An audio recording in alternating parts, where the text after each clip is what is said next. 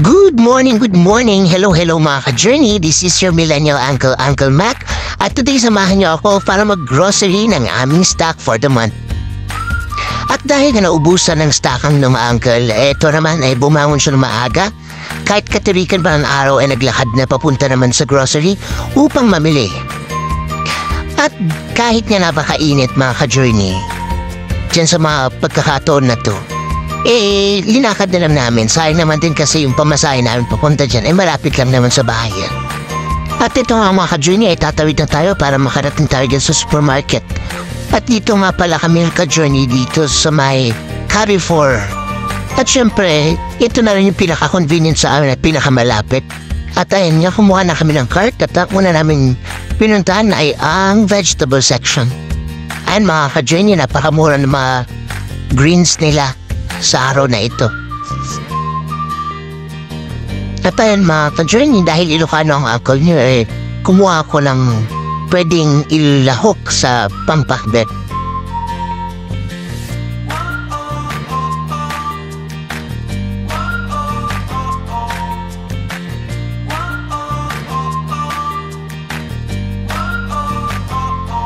Sa kabilang lako ng mga ka-journey ay ang mga prutas nila.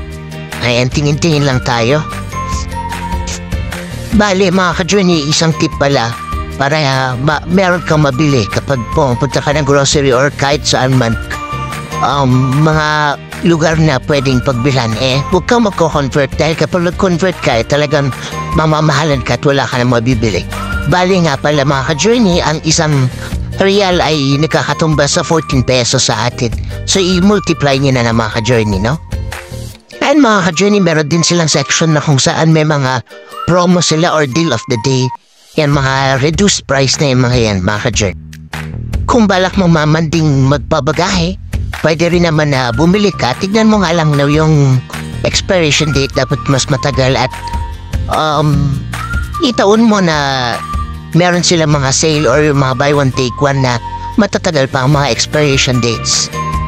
At dahil nga mga ka-journey, papakilo na natin ito upang malagyan na nila ng presyo at madali na lang itong iscan sa may cashier mamaya kapag bayad na tayo.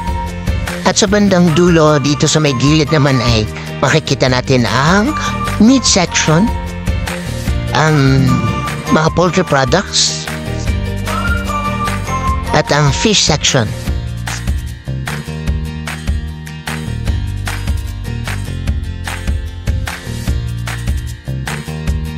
At mga ka-journey, napadaan nga kami dito sa may aisle na ito ay nakita namin, napansin namin na may mga sale din pala silang mga small appliances. Yan.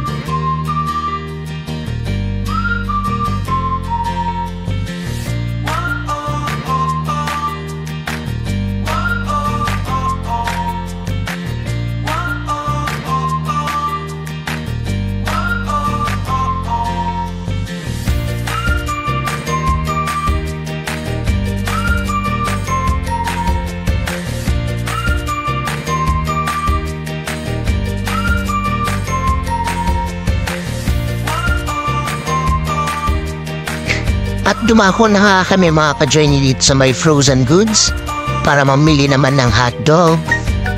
Yung mga madali ang lutuin ba? Kasi minsan, syempre, busy tayo sa trabaho. Wala na tayong time na magluto pa o mag-prepare pa. At syempre mga ka-journey, as typical na OFW, bilang malayo sa pamilya natin wala naman tayong aasahan na magluluto para sa atin para pag-uwi na kakain na lang tayo ng lutong bahay, no? Kaya mga madali at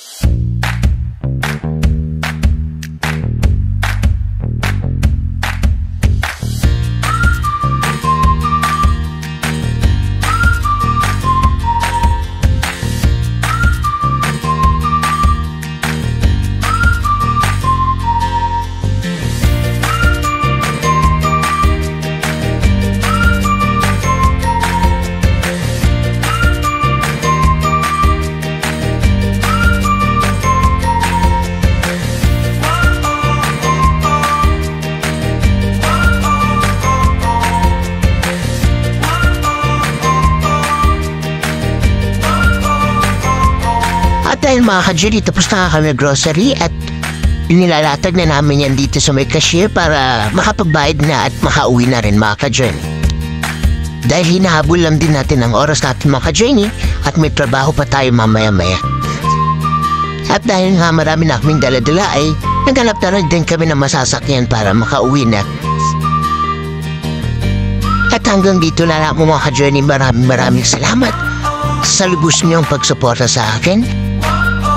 At kung bago ka lamang dito sa ating Facebook page, ay maaaring i-follow mo, i-like and i-share na rin. Maraming salamat mga ka-Journey.